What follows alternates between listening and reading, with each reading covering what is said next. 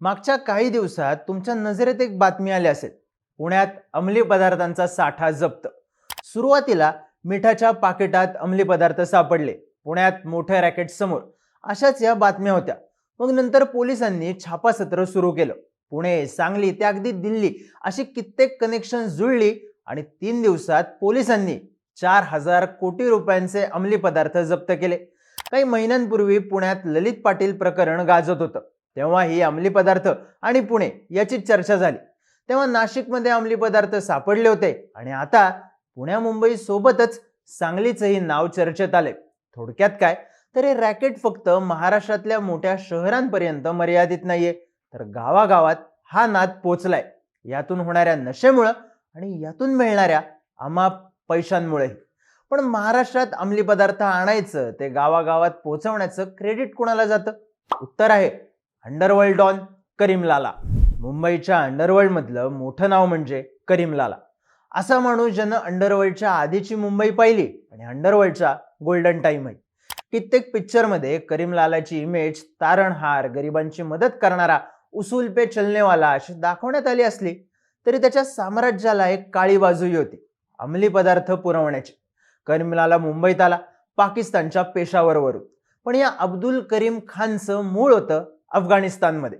मुंबईत आधीच आलेल्या अफगाणी लोकांमध्ये साधारण 1940 नंतर या 7 फुटी करीम खानची भर पडली. अंगात ताकद सोडून दुसरं कुठलंच स्किल नसलेल्या करीमनं कपड्याच्या व्यवसायापासून सुरुवात केली. जम बसल्यावर कॅरम क्लब, जुगाराचे अड्डे सुरू केले. मग जुगारात हरलेल्या लोकांना उधारीनं पैसे द्यायला सुरुवात केली. त्यांच्याकडून व्याज गोळा करायला लागला आणि या सावकारीच्या धंद्यामुळे त्याला नाव पडलं करीम लाला. मग त्यानं घर खाली करणं, न्यायनिवाडा करणं सुरू केलं. पुढं स्वतःची सामाजिक संघटना काढली, ज्यात बऱ्याच अफगाणी तरुणांना सामील करून घेतलं. या सगळ्यात लालाला मान सन्मान होता. एखाद्या भाडेकरूची खोली खाली करायची असेल किंवा कोणावर दहशत बसवायची असेल तर करीम लालाची नुसती काठी त्या ठिकाणी पोहोचायची. आता करीम लाला कधी येऊ शकतो याची ती चाहूल असायची. पण ही प्रतिष्ठा आणि भीती एका गोष्टीशिवाय फायद्याची नव्हती, पैसा. हा पैसा करीम लालाला मिळाला अंमली पदार्थांमुळे.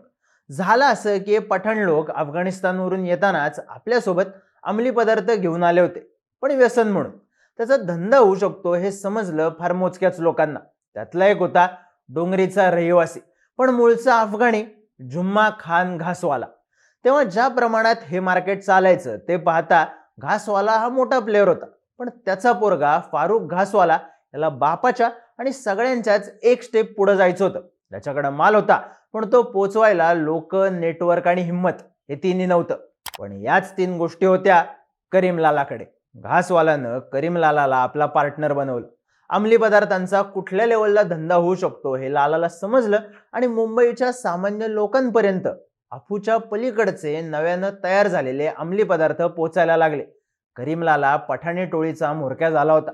दक्षिण मुंबईत त्यानं आपलं साम्राज्य वसवलं होतं. कित्येक तरुणांना आपल्याकडे ओढून आपले पूर्वज असलेले पठाण कसे निडर होते, त्यांनी कशी दहशत बसवली होती याच्या कहाण्या सांगणाऱ्या करीम लालाची पठाणी टोळी पोलिसांनाही आवरत नव्हती. त्याचा अंमली पदार्थांचा धंदा निवांतपणे सुरू झाला.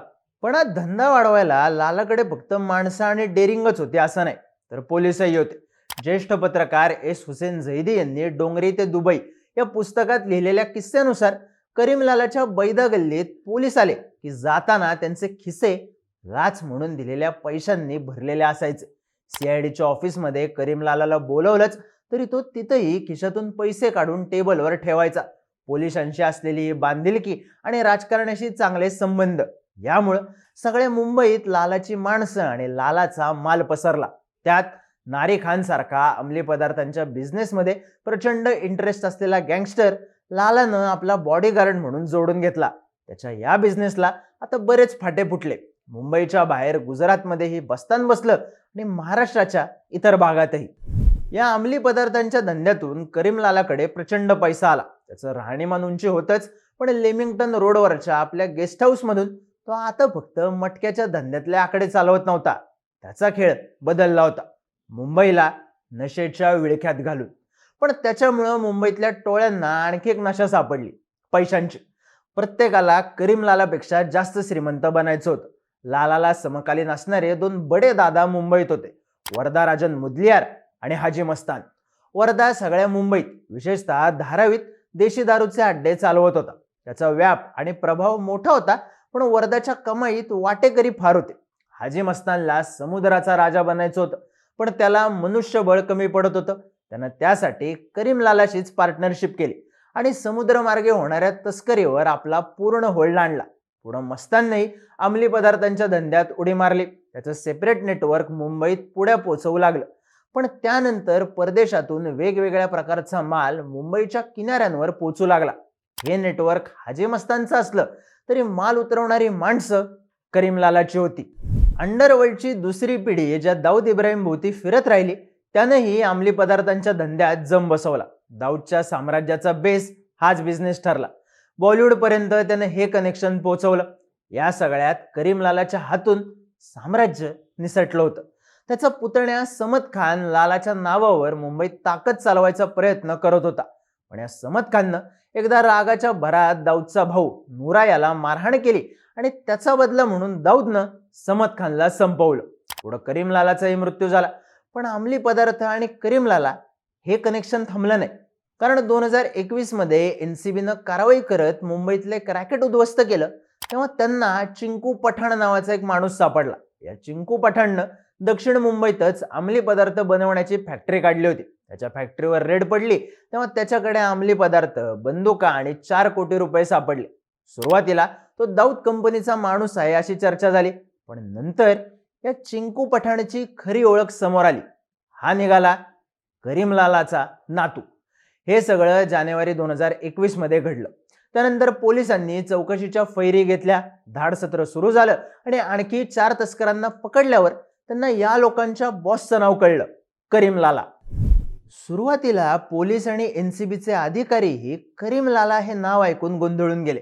पण नंतर त्यांना समजलं की हा आहे अनवर लाला, रेकॉर्डवरचा गुन्हेगार. या अनवरनं सगळ्या मुंबई महानगरात 50 ते 60 हँडलर्स तयार केले होते. हा सप्लाय फक्त एमडीचाच करायचा. तेच अंमली पदार्थ जे पुण्यातल्या रॅकेटमध्ये सापडले. 2015 पासून त्याने या धंद्यात इंटरेस्ट घेतला होता. कपड्यांचा व्यवसाय पुढे करून त्याने सगळ्या मुंबईवर कंट्रोल आणला. त्याचे कनेक्शन्स वेश्या व्यवसाय करणाऱ्या महिलांपासून बॉलिवूडमध्ये स्ट्रगल करणारे ऍक्टर्स ते बॉलिवूडचे स्टार्स या सगळ्यांपर्यंत असल्याचं स्पष्ट झालं. तो भारतात वेगवेगळ्या ठिकाणी सप्लायचं काम करतो हेही पुढे आलं. हा अनवर लाला अजून तरी सापडला नाही. पण अनवरचं नाव करीम लाला का घेतलं जात होतं? तर कुर्ल्यात गँग चालवणाऱ्या अनवरला मुंबईचा बादशाह व्हायचं होतं. त्यानं मार्ग निवडला अंमली पदार्थांचा आणि आदर्श निवडला कधी काळी याच धंद्यामुळे मोठा झालेल्या करीम लालाचा. म्हणूनच त्यानं आपलं नाव बदलून टाकलं होतं. अफगाणी लोकांनी मुंबईत येताना आणलेले अंमली पदार्थ महाराष्ट्राच्या गावागावात पोहोचवण्याची सुरुवात डॉन करीम लालानं केली. तीच गोष्ट त्याच्या नातवानं केली आणि त्याला हिरो म्हणणाऱ्या गुंडानंही. साहजिकच आजही महाराष्ट्राच्या कुठल्याही कोपऱ्यात अंमली पदार्थ सापडले की पहिला दोषी म्हणून एकच नाव डोळ्यांसमोर येतं, करीम लाला.